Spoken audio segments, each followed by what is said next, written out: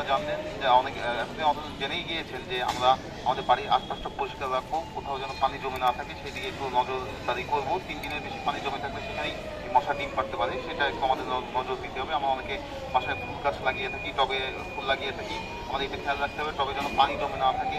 এছাড়া আমার ছোটো ছোটো খাবারের পাত্র, মিষ্টির যে দইয়ের ধার, এগুলো যদি থেকে থাকে সেগুলো যেন ভেঙে ফেলি, নষ্ট করে ফেলি, ওখানে পানি জমা যেন না থাকে সেটা যেন একটু খেয়াল রাখি। ঝোপঝাড় যতটুকু সম্ভব পরিষ্কার রাখার চেষ্টা করি। আমাদের পৌরসভা থেকে অথবা স্থানীয় সরকার যে প্রতিষ্ঠানগুলো আছে তারা অনেক সময় মশা মারার জন্য ফগার মেশিন চালিয়ে থাকে, সেই সময় তাদেরকে একটু সহযোগিতা করা। আমরা হয়তো অনেকেই জানি না এই ফগার মেশিন চালালে আমাদের নিয়ম হচ্ছে আমাদের বাসা বাড়ির জানলা দরজা কিন্তু খুলে দেওয়া, যাতে ধোঁয়াগুলো বাসার ভিতরে ঢুকতে পারে, কিন্তু আমরা উল্টা কাজ করি, সবসময় জানলা দরজা বন্ধ করে দিই। তাহলে হবে কি, মশা আমাদের বাসাতেই নিরাপদ আশ্রয়ে থাকবে, যখন ফগার মেশিনের ধোঁয়া চলে যাবে আবার বের হয়ে আসবে। এই বিষয়গুলো আমরা একটু নজর রাখবো।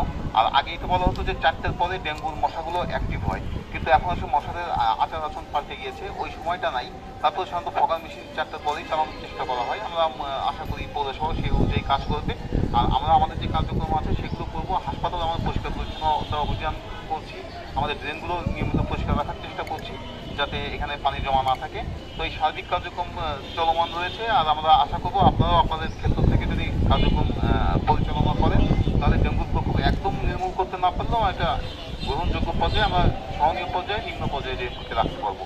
তো সকলকেই শুভেচ্ছা জানাই এবং সকলকে এই আহ্বান জানাই যে আমরা এই ডেঙ্গু নিয়ন্ত্রণে সামিল হই। সকলেই ভালো থাকবেন। আল্লাহ হাফেজ।